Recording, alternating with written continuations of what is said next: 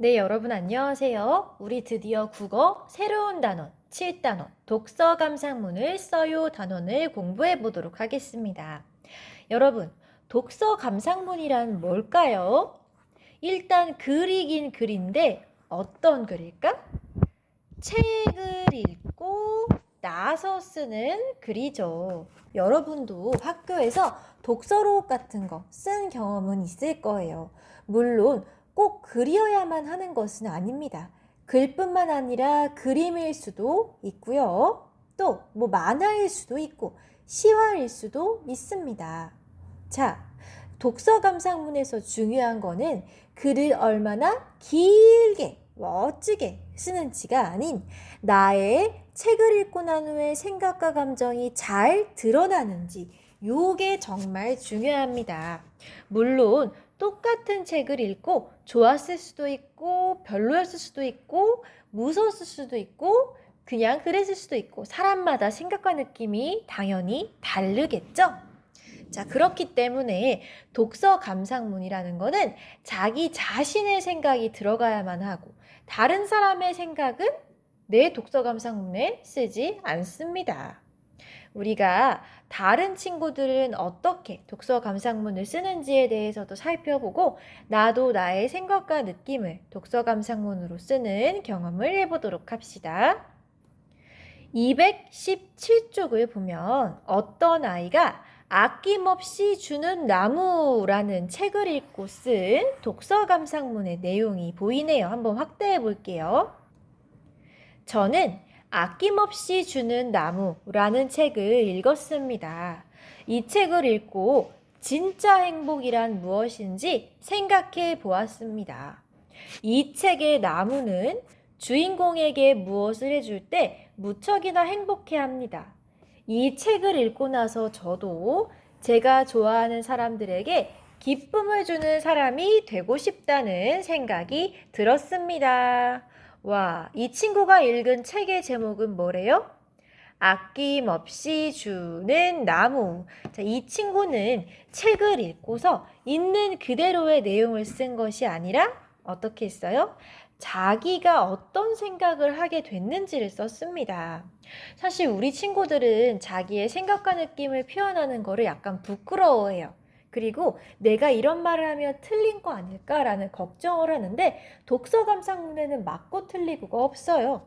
자기의 생각을 솔직하게 나타내는 게 좋습니다.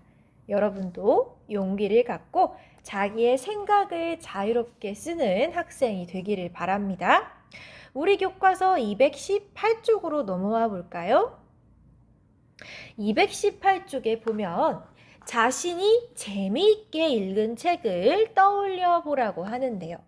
저학년 때 읽은 책도 있을 거고 고학년이 되어서 읽은 책도 있을 것 같아요. 그리고 잘 기억이 안 나면 우리 통합지원 반에서 읽은 책을 예로 들어서 쓰시면 되겠습니다. 자, 통합지원 반에서 읽은 책, 가정통신문과 관련된 책 우리 읽었었죠? 제목 기억나나요? 제목 가정통신문 소동이었죠. 여러분이 읽은 책의 이름을 적고 내용도 간단히 간추려서 써봅시다. 우리는 가정통신문 소동이라는 책을 읽었어요. 여기에 나왔던 등장인물 기억나요? 이상희 기억나나요? 자, 가정통신문 소동에서는 교장 선생님이 바뀌고 수상한 가정통신문을 부모님들이 받게 되는 그런 장면이 나왔어요. 알고 보니까 그 가정통신문은 어린이들이 쓴 것이었죠. 자녀와 함께, 딸, 아들과 함께 놀이공원에서 재밌게 놀고 기념사진을 찍어 오세요. 자, 아이와 함께 신나게 게임을 3시간 이상 하고 진 사람이 긴 소감문을 써오세요. 이런 식으로 어린이들이 좋아할 만한 내용으로 가정통신문이 오기 시작했는데 나중에는 엄마 아빠도 그런 재밌는 가정통신문을 기다리게 되는 그런 내용이었죠. 자, 가정통신문 소동이라는 책의 내용을 간단하게 정리해 볼게요. 자, 교장 선생님이 바뀌고부터 바뀌고 나서부터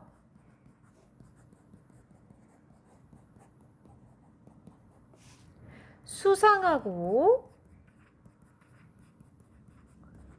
재밌는 가정통신문이 오게 된다.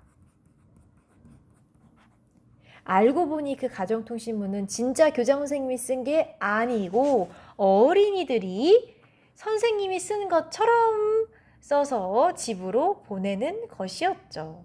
요게 바로 가정통신문 소동이라는 책의 주요 내용이었습니다. 자, 그 다음 우리가 또 함께 읽은 책이 있죠. 무적수첩이라는 책 기억나나요? 무적수첩.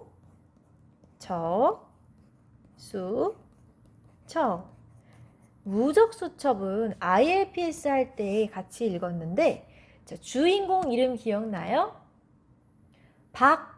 박문대.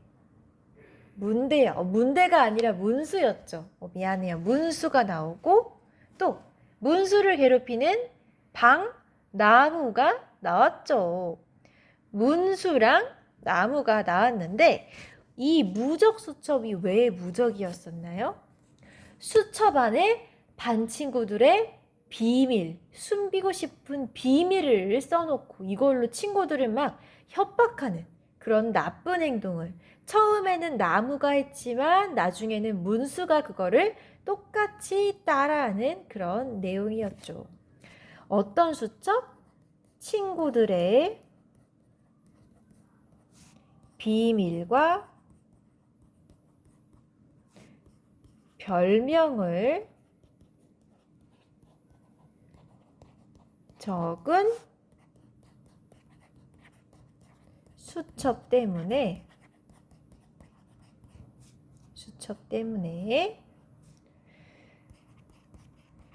벌어지는 소동. 이렇게 한번 간단하게 광고하는 것처럼 써봤어요. 친구들의 비밀과 별명을 적은 수첩 때문에 벌어지는 소동이라고 한번 적어 보겠습니다.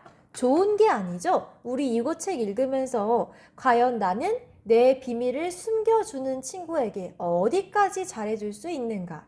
이런 얘기도 막 나누어 봤던 것 같아요. 한번 여러분이 천천히 적어 보시죠.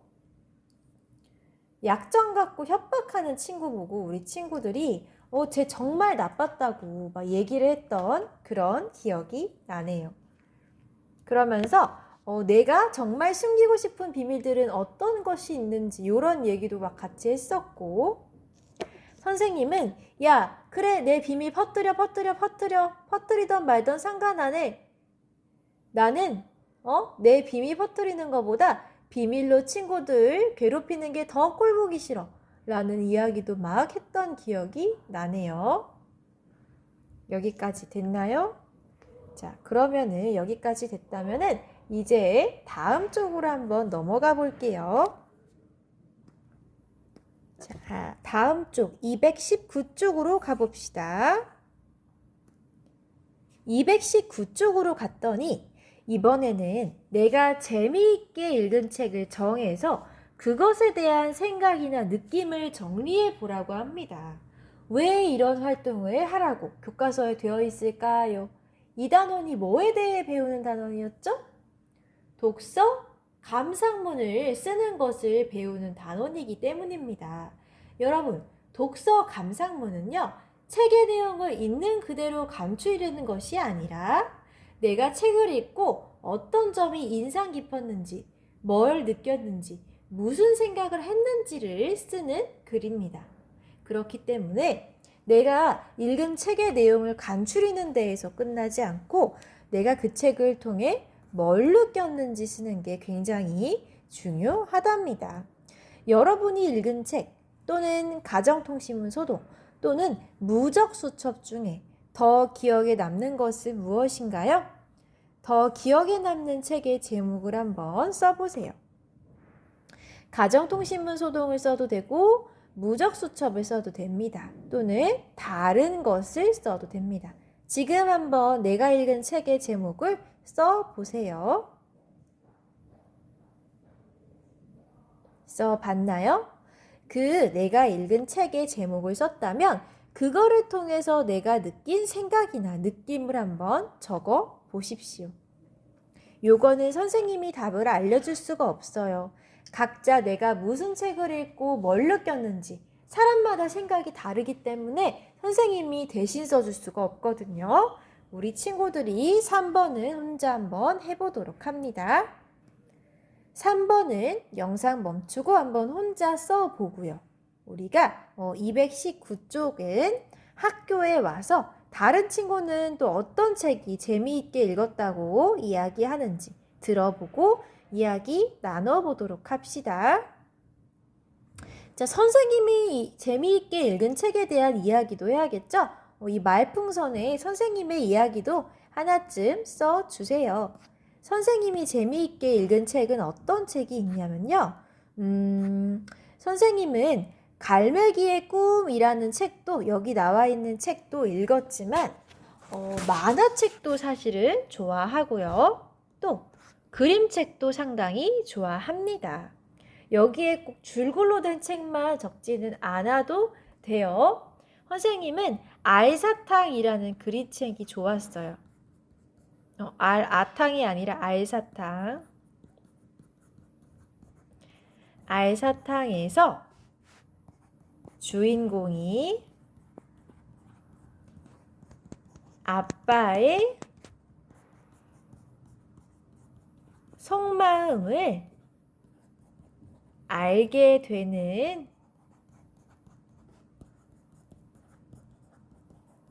장면이 감동적이었어. 이거는 선생님이 생각이죠. 사람마다 생각과 느낌이 다를 수가 있어요. 어떤 친구는 알사탕을 읽고 나는 별로 감동 안 받았는데 재미없던데 라고 느낄 수도 있어요. 잘못된 게 아니에요. 자기 생각이니까. 그런데 선생님의 경우에는 그 부분이 그 책이 참 감동적으로 다가오더라고요. 자기의 생각과 느낌을 한번 적어보기 바랍니다.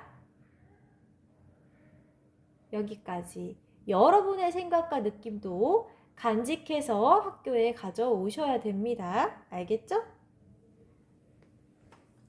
자, 그러면은 우리가 이제 219쪽까지 활동을 해봤는데 쭉쭉 넘겨서 221쪽을 가볼게요. 자, 221쪽에 가보면 6번에 내가 좋아하는 책에 대해 이 책은 요러요러할 때 이러이러한 책이다 라고 한 문장으로 내 책에 대해서 소개하는 그런 활동을 하도록 되어 있죠. 자, 어떤 내용을 쓰면 좋을까? 선생님은 알사탕이라는 책을 소개했으니까 알사탕에 대해 이야기를 해보겠습니다. 선생님이 읽은 책 알사탕은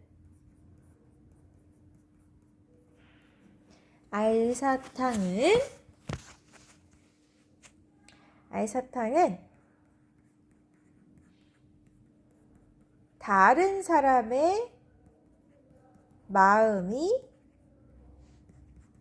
궁금할 때 읽는 책이다 라고 한번 적어보겠습니다. 저 사람은 대체 왜 저래? 내 친구는 왜 저렇게 화를 내? 우리 엄마는 왜 나한테 잔소리를 하지? 이렇게 다른 사람이 이해가 되지 않고 답답하고 화가 날 때 알사탕이라는 책을 읽었으면 좋겠어요. 그럼 그 사람에 대해 조금 더 잘 이해할 수 있게 되는 것 같아요. 이렇게 한번 선생님은 적어볼 수 있겠고 다른 책도 쓸 수 있겠죠? 자, 여기까지 됐나요? 네, 여러분의 생각을 적어보시면 더더욱 좋겠습니다. 자, 그러면 여기까지 또 같이 봤고요. 222쪽으로 넘어오도록 하겠습니다. 222쪽으로 넘어오면 이제 드디어 제대로 된 독후감상문을 우리가 볼 수 있게 되었습니다. 다른 사람이 쓴 독서감상문, 독서감상문이라고도 하고 독후감이라고도 하는데요. 둘이 같은 말이에요. 이 친구는요, 어떤 책을 읽고 글을 썼냐면, 보시면 알겠지만 세시풍속이라는 책을 읽고 자기가 느낀 점을 글로 썼습니다. 우리가 이번 시간에는 이 글의 내용을 읽고 이해하는 것까지 한번 해볼게요. 어떤 내용이 들어있는지 생각하며 시후가 쓴 독서감상문을 읽어봅시다. 자, 일단 한번 읽으면서 어려운 낱말도 설명해 주겠습니다. 학교 도서관에서 책을 고르다가 세시풍속이라는 책을 읽었습니다. 이 책은 우리 조상이 농사일로 고된 일상 속에서 빼먹지 않고 지켜오던 일련의 세시풍속을 담은 책입니다. 세시풍속은 옛날에만 있었던 건 줄 알았는데 오늘날 우리 삶에도 많이 남아있어서 신기했습니다. 여기까지. 세시풍속이라는 말이 나오는데 세시풍속이 뭐냐면 여러분 추석 알죠? 설 알죠? 명절. 명절은 1년에 한 번씩 매년 돌아오죠. 그쵸?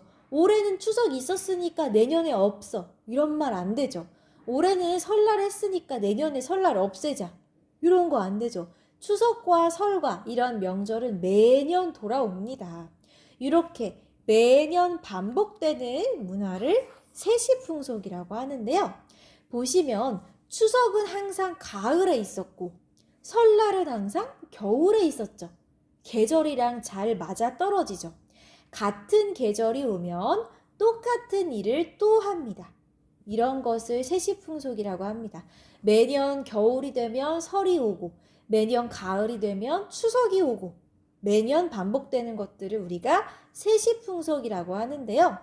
설이나 추석 말고도 다른 세시풍속들이 있어요. 우리가 설이랑 추석이 워낙 커가지고 그렇지 다른 것도 많이 있습니다. 자, 그 중에서 이 독후감을 쓴 시후라는 어린이는 겨울이 다가오니까 겨울의 세시풍속에 관심을 갖고 책을 읽었다고 해요. 밑에 부분 이어서 독후감 읽어보겠습니다. 책은 계절의 차례대로 봄, 여름, 가을, 겨울의 세시풍속을 소개했습니다. 그런데 지금 계절이 겨울이므로 겨울 부분부터 읽어보았습니다. 겨울의 세시풍속 가운데에서 인상 깊었던 것은 동지의 풍속입니다. 동지는 음력 11월인데 음력이에요, 음력.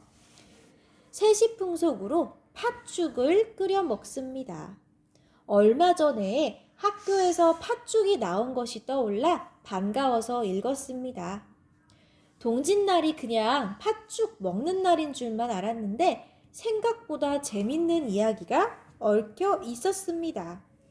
옛날 사람들은 병을 옮기는 나쁜 귀신이 팥을 싫어한다고 생각해서 동지에 일부러 팥으로 죽을 만들어 먹었습니다.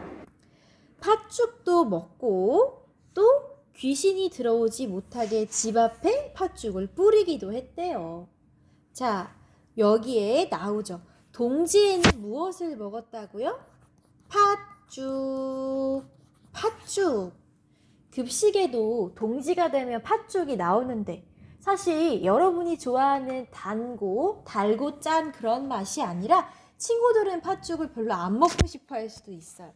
사실 선생님도 그렇게 좋아하지는 않은데 동지에 팥죽을 먹어야 병이 안 걸린다는 그런 소문이 있어서 우리 조상님들은 겨울이 되면 동지가 되면 꼭 팥죽을 먹었습니다.